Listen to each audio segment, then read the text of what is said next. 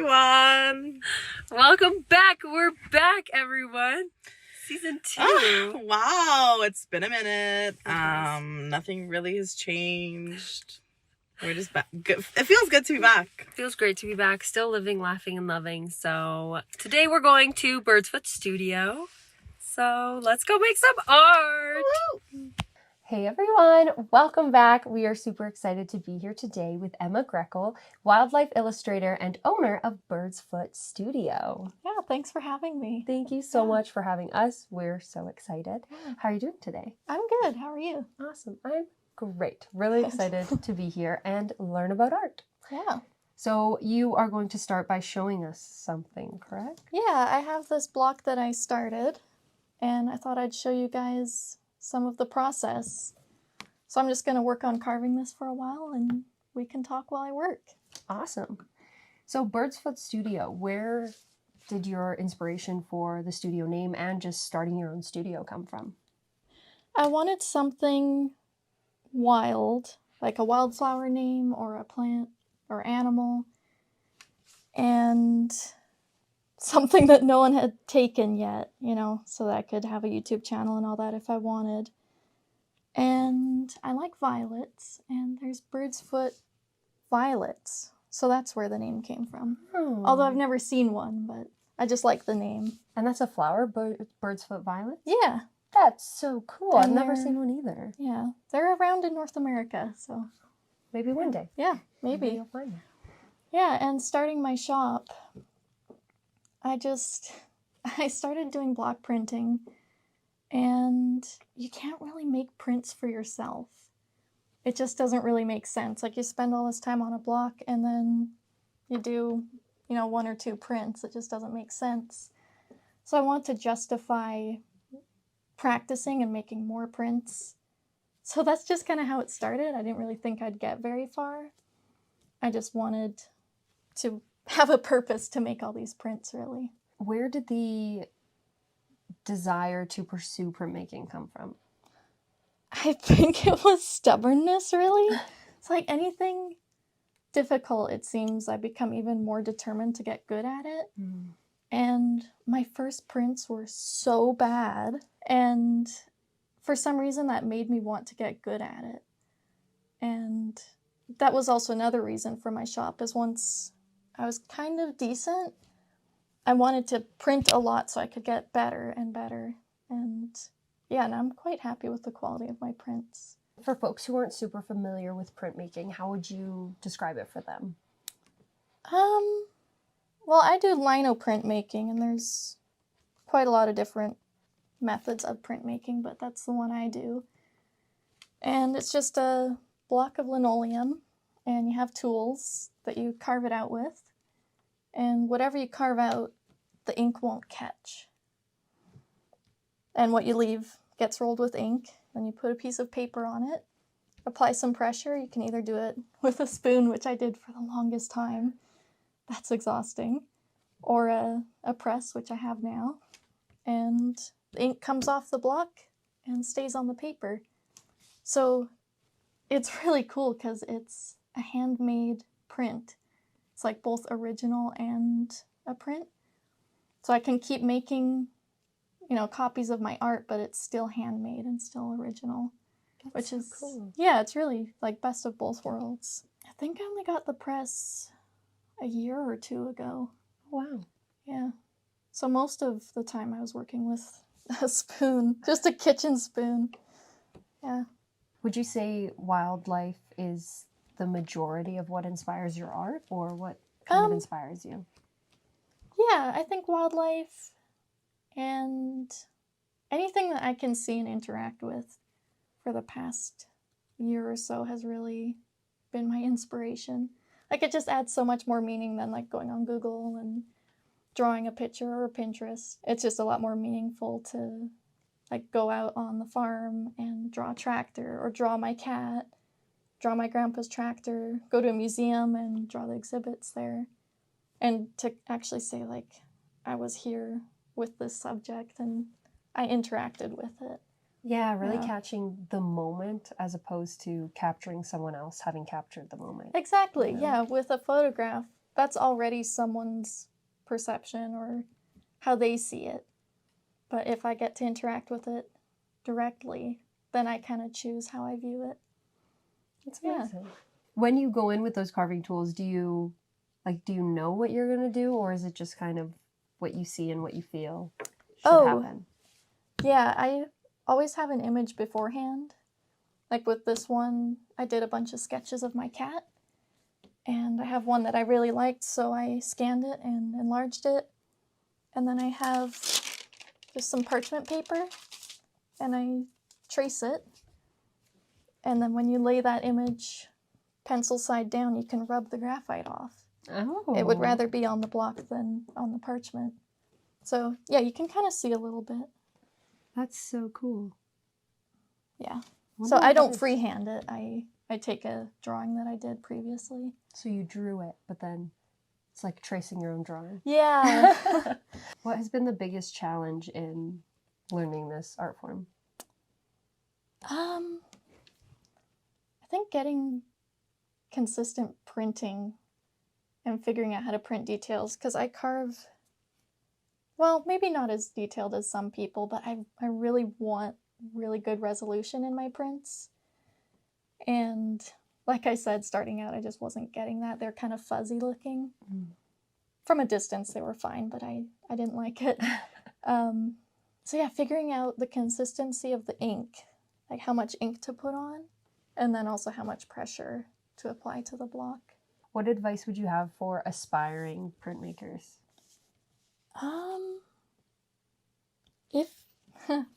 If you can afford it, I think it's better to get a few high quality materials than a whole bunch of really beginner materials.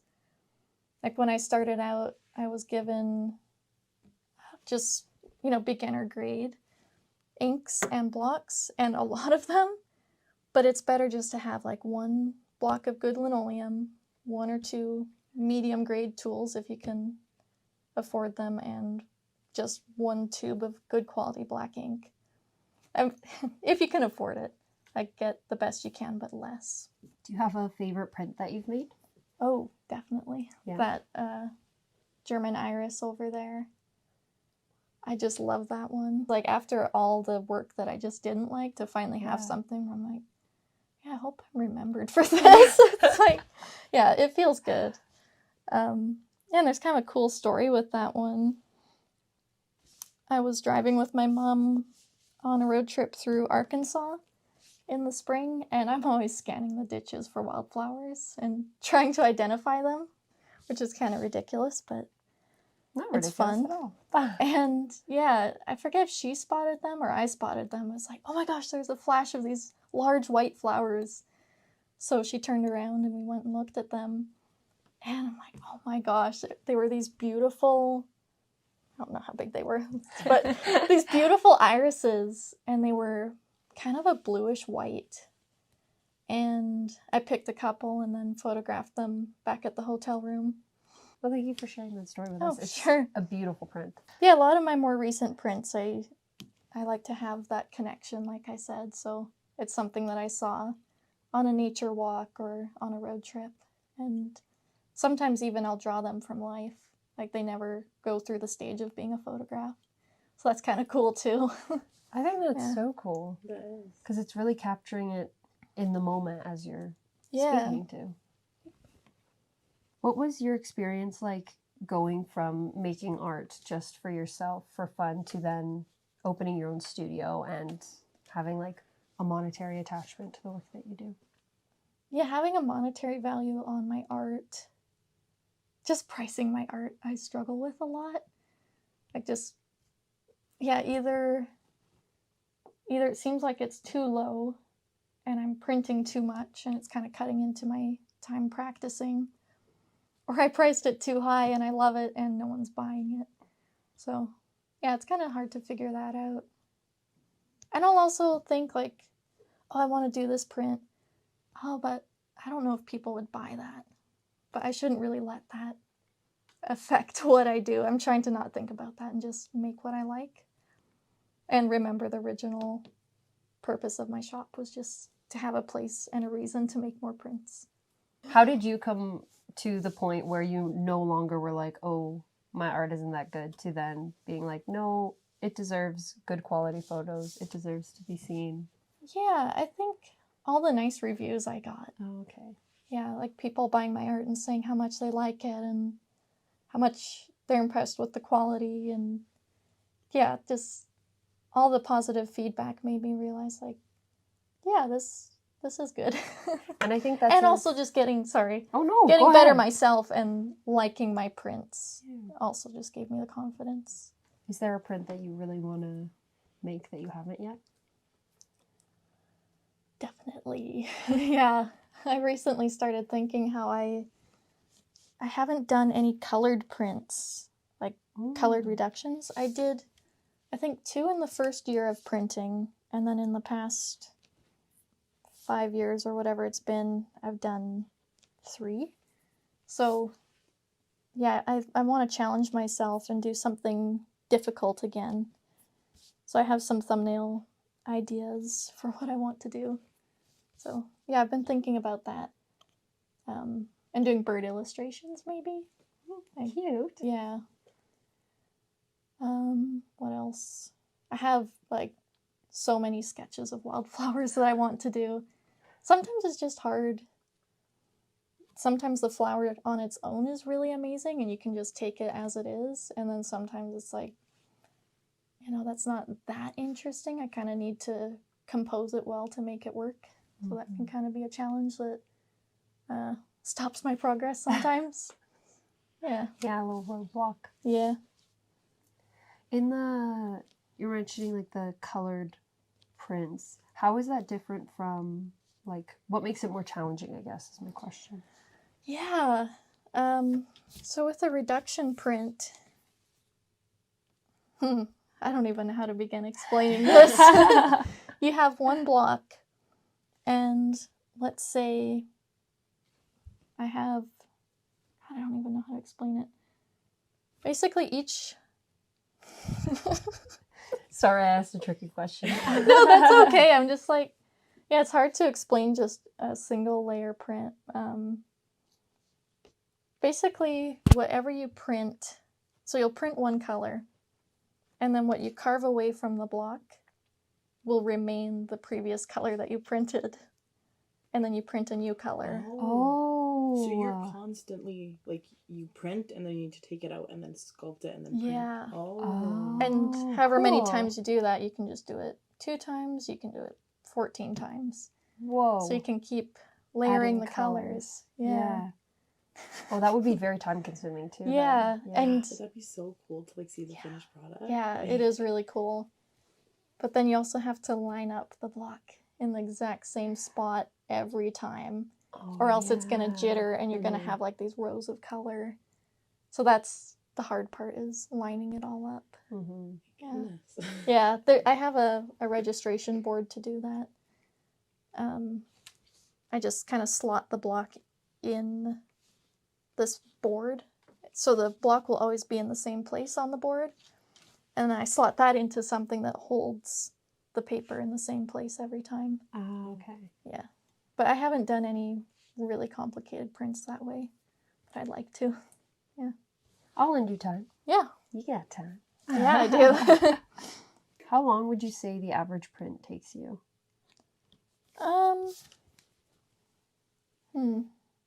It depends, because a tiny one, like a 3x4, I can just do in one day, like really tiny ones.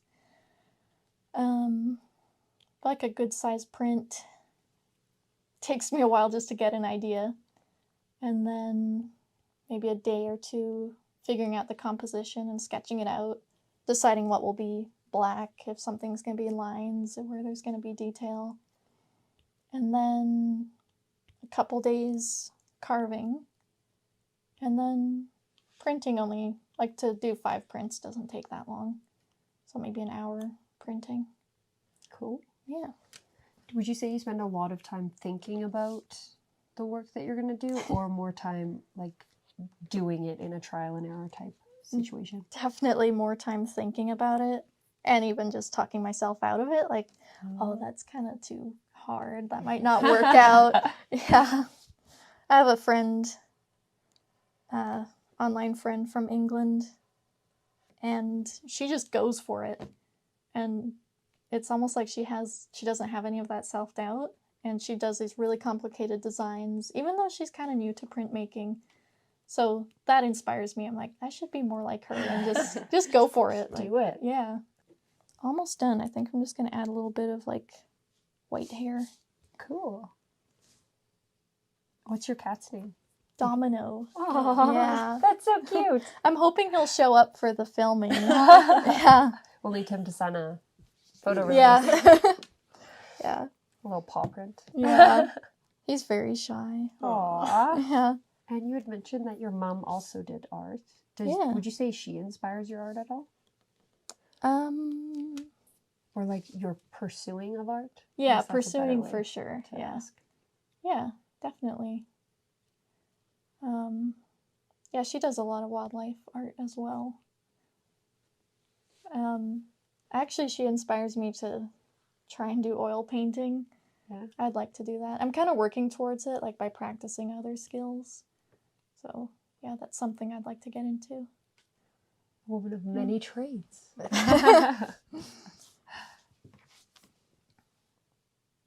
I don't know. I think it's time to maybe try and print it. I mean, I could keep clearing things out, but Otherwise, you'll never stop clearing them out. That's me. When Yeah. I'm working on something, I'm like, I could just keep on working this forever. yeah, All right. sure. Guess we're going to print. Yeah, Hello, everyone. We are back, and she's now going to actually print. yeah. So can you walk us through the steps of what printmaking looks like? You bet. I have my glass palette and a roller and some ink. And I just want to get this nice and even so that it prints consistently. So that is very thick. I don't know if you can hear that on camera, but it's like Yeah, thick paint. but if you were to look at it, it's very thin, the amount I have on here. Mm-hmm.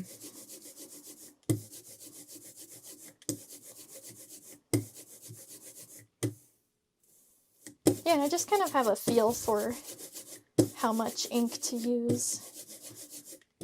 And you also gauge it off the last print you did. Like if it was a little bit too light, then you'd know you need to add more ink. Okay. Yeah. And so do you kind of load up the brush and then you can do multiple prints? Or every time you do a print, you need to reload up the brush with your ink or the This is a brayer. brayer? Yeah. Thank you. Yeah, every time I print, I need to roll it with ink again. Okay. Yeah.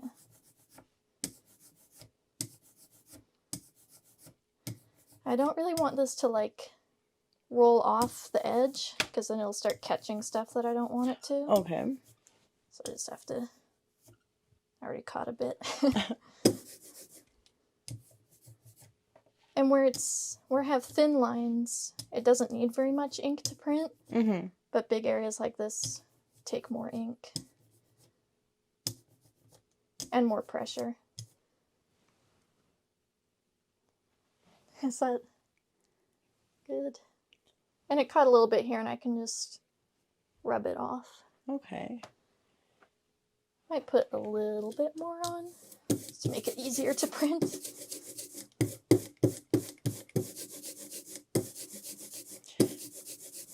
And so you usually do like, your art's very based around like nature and animals. Why is that? Have you always kind of been into that sort of stuff, or what kind of got you into it? Yeah, I think I've just always liked animals. When I was little, I would draw from nature guidebooks. Mm-hmm. I don't know, I just like nature. You can also tell by looking at it if you missed an area. Oh, that's so cool. It won't be shiny. Oh my You can goodness, see that how looks even so it is. cool. Yeah, isn't it? Almost looks like a fingerprint the way Yeah. Yeah. And like with all like the strokes around it, it looks so cool. Yeah. Then I have to decide how I want him to sit. I have my original drawing here, so I'd like it to be at the same angle, I think. Mm-hmm. And so now that we're in front of your big wall of art, can you point out your favorites? Oh, yeah. The German iris. Yeah, that one is definitely my favorite. Mm-hmm. Yeah. I like this one up here. That one's beautiful. Oh, thank you. Yeah. Yeah, that's a violet from, kind of a long story, but my grandfather donated some land to the church. Mm-hmm. So in the middle of the farm, there's a Ukrainian Orthodox church. And those grow in the spring there. So That's so pretty. yeah. I drew it from life and made a print. You can like tell that you drew it from life just the way that like the stems are and like the leaves. It's beautiful. Yeah, thank you. Yeah, I don't think you'd really see that in a photo, like the way they all tangle together. It's exactly, really neat. yeah.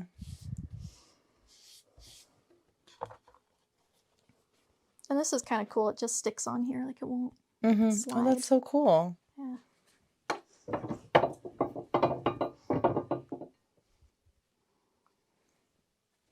And so I know we're not showing your whole studio, but you have a lot of vintage stuff. Were you always into vintage stuff, or? Oh yeah, for Yeah? sure. And I listen to old music when I work. And, Oh my goodness. yeah. I love drawing like old vehicles and stuff too. Mhm. Never sure how much I need to crank this.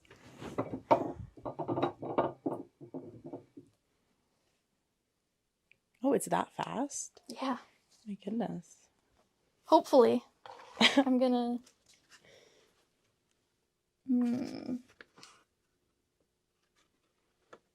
Might have printed a bit light, but we'll see.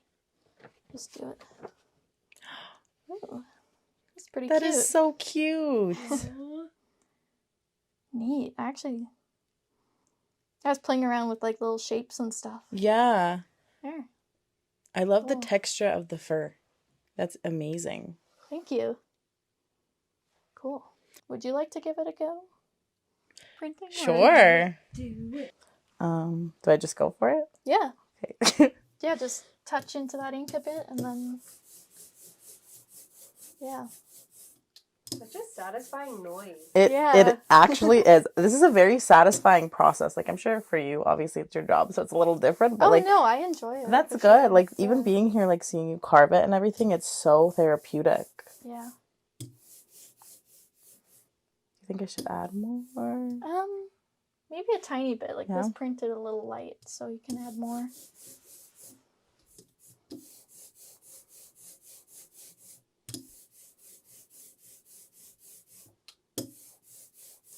And so, is there a reason why this is like clear, or just? Oh, no. Glass is just a good smooth surface. Mm-hmm. Okay. And you said you want to put a little bit more pressure here, right?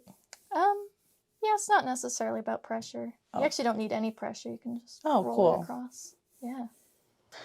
Oh, and then it goes in between these two. Yep.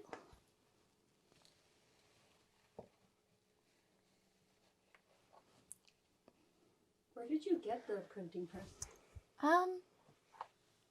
There was a guy in, I think, Ontario. He was a printmaking teacher, maybe in university, I'm not sure. And he retired. So, yeah, I was had just them wondering if shipped there all was, the way like, out a of here. store you could go to. I'm like, No, that's a just lot. no. You have Okay. to just look online. Hope to find one used. This is so fun. Yeah.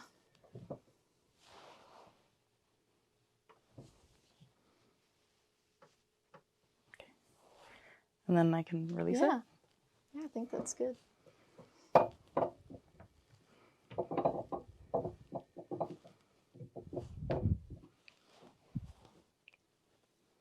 Like, I'm nervous.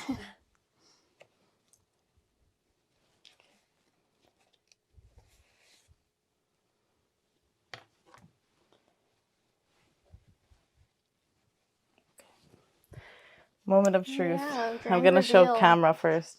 Oh, it's kind of falling off. Oh, I forgot that this thing came. Ooh, not bad. A little light. I need a little bit more ink. And That's you had a so little cool, bit though. yeah, a little bit of skidding too, but just show what can happen. It looks good though. And show the two together. Oh Yeah. my. This is what it's supposed to look like. Yeah. That's what you're buying. Yeah.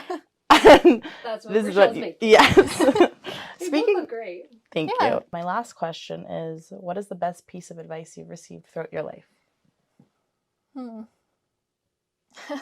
I've been thinking about that when you guys sent me the questions, and I don't know. I mean, this wasn't to me directly. It was just watching a interview with an artist on YouTube. And I've actually heard a couple professional artists say this, that if you're dedicated and work hard, you can totally be a full-time artist. So I'm I'm hoping that's true. I think it's true. I think you've definitely proven it for sure. Yeah, I'm not full-time yet, but Okay, yeah. Eventually. Yeah. You're I getting think, there. Yeah, I love learning and I love making art, and I'm kind of like not just doing one thing, you know, like I'm trying to be good at various things. So I'm hoping I can like get into different little art niches and between them all make a living. That's very cool. Yeah. Well, thank you so much for taking the time to spend with us and show us all your cool, neat prints. Yeah, I'm having fun. Perfect. Yeah.